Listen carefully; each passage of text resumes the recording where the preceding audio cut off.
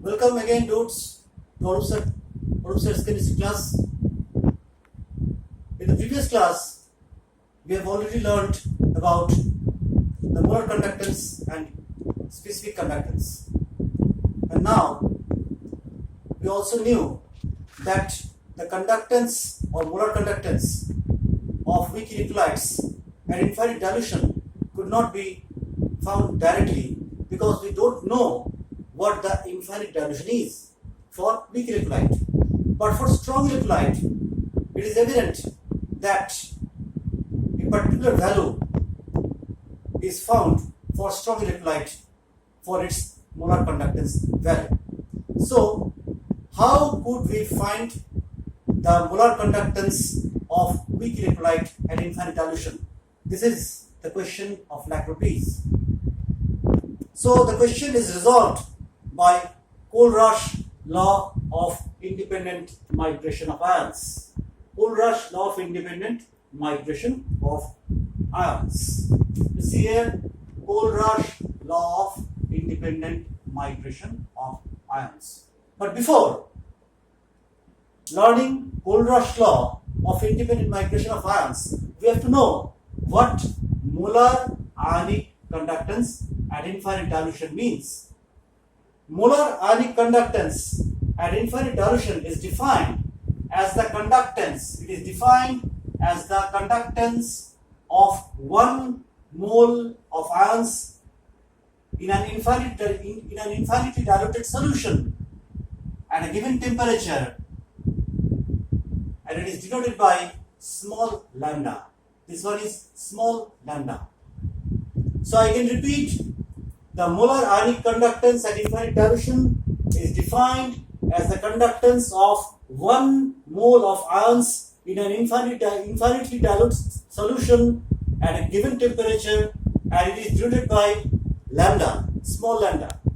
So, Kohlrausch law of independent migration of ions says or states that at infinite dilution, the molar conductance of an electrolyte is equal to the sum of the individual contributions of the ions constituting the electrolyte.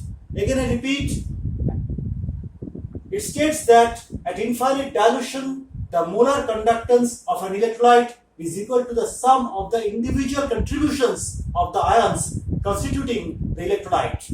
For example, let's see a salt AXBY or an electrolyte AXBY. It analyzes as follows: X number of A Y plus cation and Y number of B X minus anions. So therefore, according to Kohlrausch law, the molar conductance of this electrolyte AXBY at infinite dilution is given by the sum of the contributions of the cations and the anions produced by the electrolyte, that is X into lambda AY plus Y into lambda X minus. For particular example, lambda 0 NaCl equals to lambda 0 Na plus lambda 0 Cl minus. Again, for aluminum sulfate, lambda 0 aluminum sulfate Al2SO4 whole thrice, there is 2 aluminum ion and 3 sulfate ion. Therefore, lambda 0 Al2SO4 whole thrice equals to 2 into lambda 0 Al3 plus 3 into lambda 0 SO4 2 minus, since there are 2 aluminum ions and 3 sulfate ions. So, what are the significances of Kohlrausch law of independent migration of ions? Let's see, there are 3 significances or 3 utility of Kohlrausch law of independent migration of ions.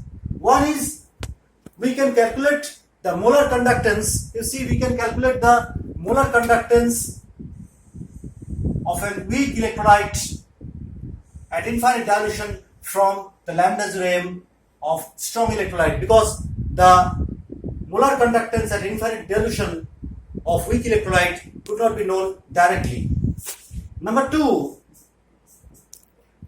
we can calculate the degree of dissociation of a weak electrolyte by the relation lambda equals to lambda molar, that is the calculated one from that is from the observed value of the molar conductance to that of the calculated value from Kohlrausch law.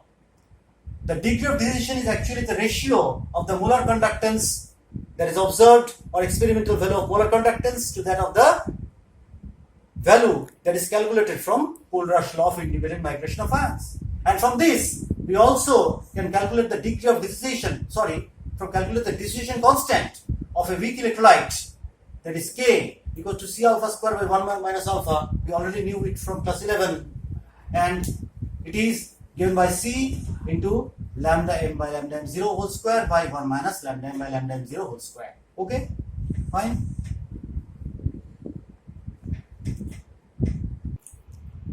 Now we are going to learn Faraday's law of electrolysis. But before Faraday's law of electrolysis, we should learn some important terms, that is the flow of current electricity. The unit of current is given by I ampere.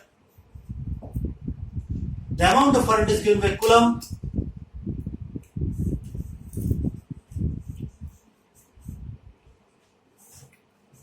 Coulomb amount of electricity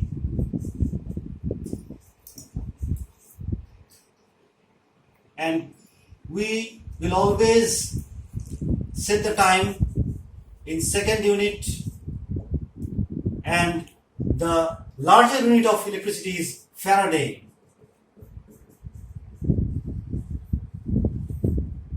which is equals to 96500 Coulomb. Okay. Now, before starting Faraday's law of electrolysis, we should know what do we mean by electrolysis. Electrolysis, the phenomena electrolysis is defined as the decomposition of an electrolyte to form new substances at the electrodes when current electricity is passed through the electrolyte in its molten state or in its aqueous solution. Again I repeat, the electrolysis is defined as the phenomena through which an electrolyte is decomposed to form one or more than one products at the electrodes when electricity is passed through its molten state, in its molten state or in its aqueous solution.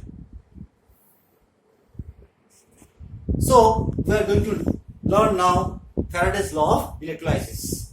Moreover, the cell in which this electrolysis occurs is called electrolytic cell or voltmeter. Electrolytic cell, electrolytic cell or voltmeter.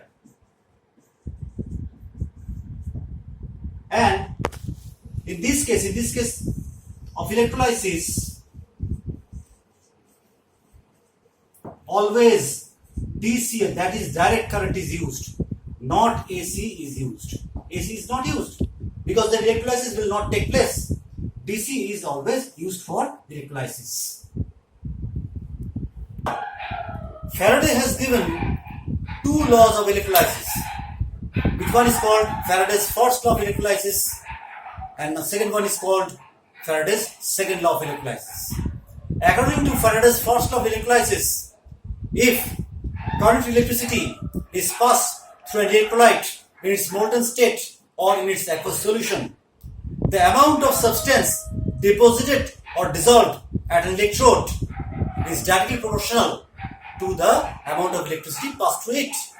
That is, W, if the amount of substance deposited or dissolved at an electrode by passing Q coulomb of current, W gram of substance is deposited by passing Q coulomb of current, then according to first law,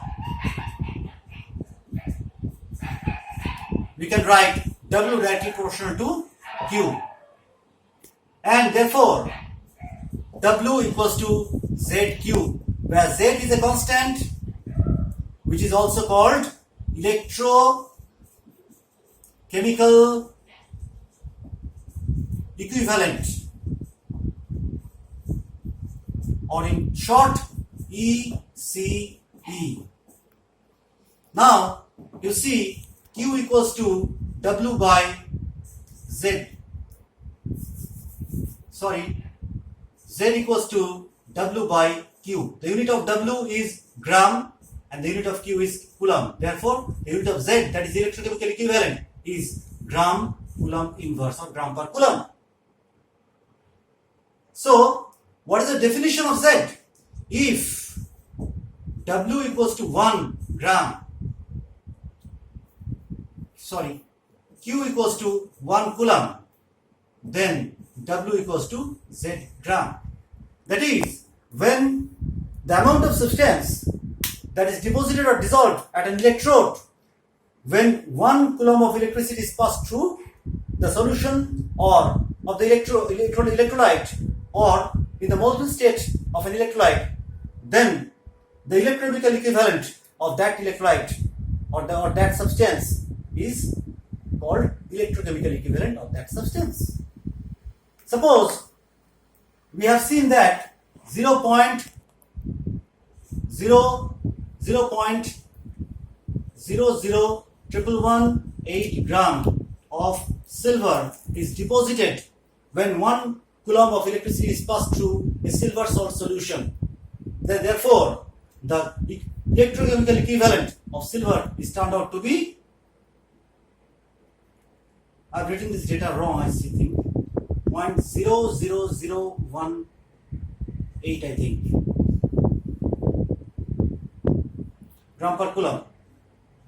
Gram of silver is deposited at the cathode, then the electrochemical equivalent of silver turns out to be 0.118 gram per coulomb.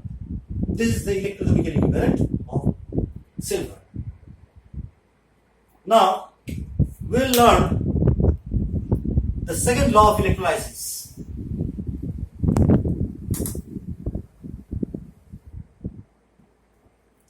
The second law states that when same amount of electricity or same amount of electric current is passed through different electrolyte solutions, then the amount of the substance in gram deposited or dissolved at the corresponding electrodes is directly proportional to the equivalent weight or chemical equivalent of the substances dissolved or deposited. That is, suppose there are two electrolytes A and B, two electrolyte solutions.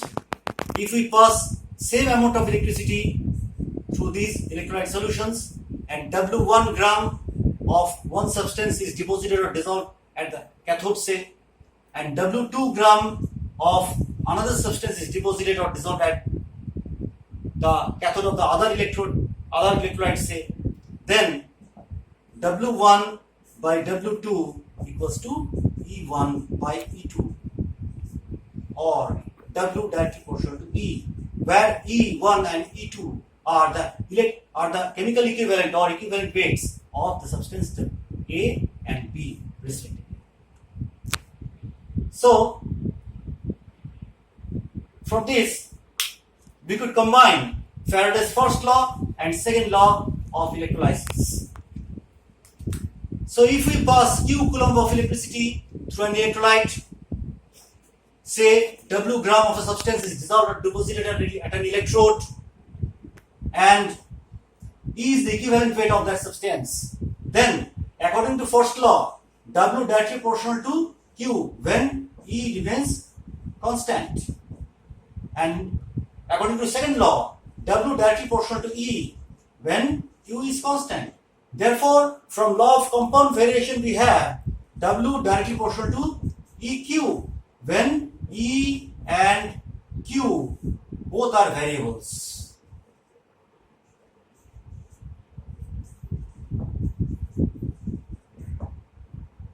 Therefore, W equals to K EQ, where K is a constant, proportionality constant. Now, experimentally it has been found that the proportionality constant K is equals to 1 by F. F means here Faraday. Therefore, we may write W equals to EQ by F. Again, we know that Q, that is amount of electricity, equals to current into time in second. Therefore, we may write W equals to E I T by F. Now, F equals to 96500 Coulomb.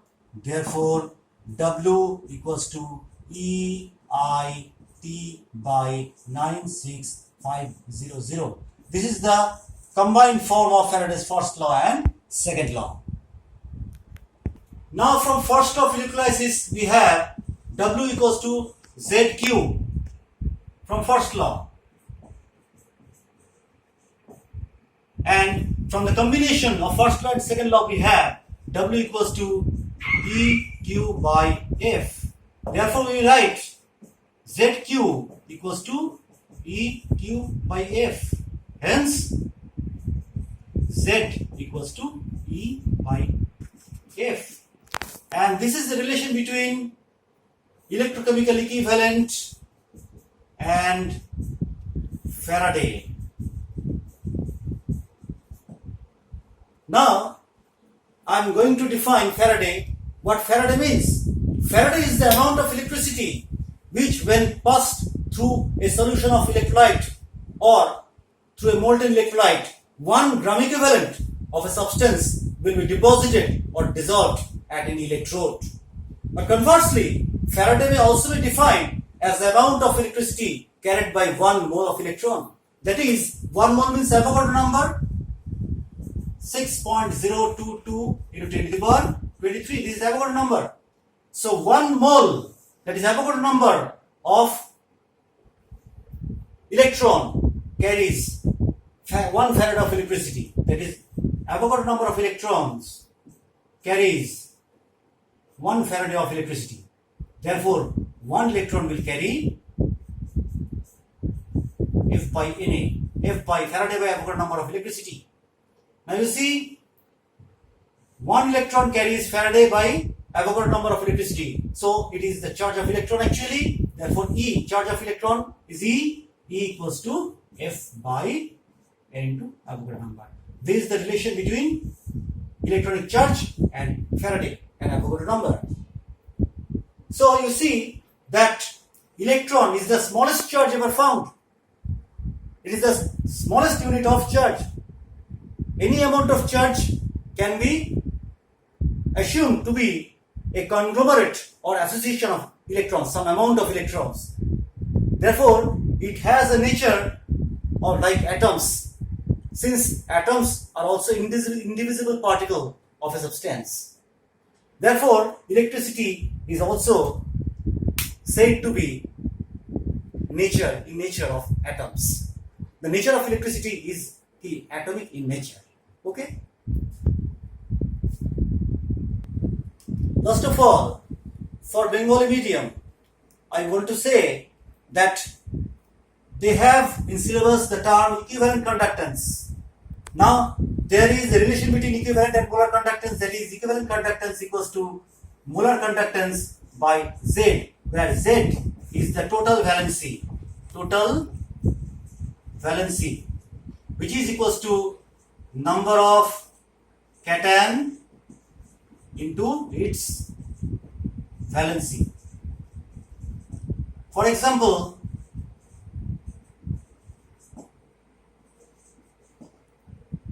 if the salt is Na2SO4, then lambda equivalent equals to lambda molar by 2, number of cations 2 sodium ions are there, and valence of each sodium ion is 1, that is the lambda by 2. This is how we can carry out interconversion between equivalent conductance and molar conductance by this relation, through this relation. Okay? So for then, it is finished. Now we'll come back in the next session for the electrochemical cell. So for today, goodbye. Let's see again.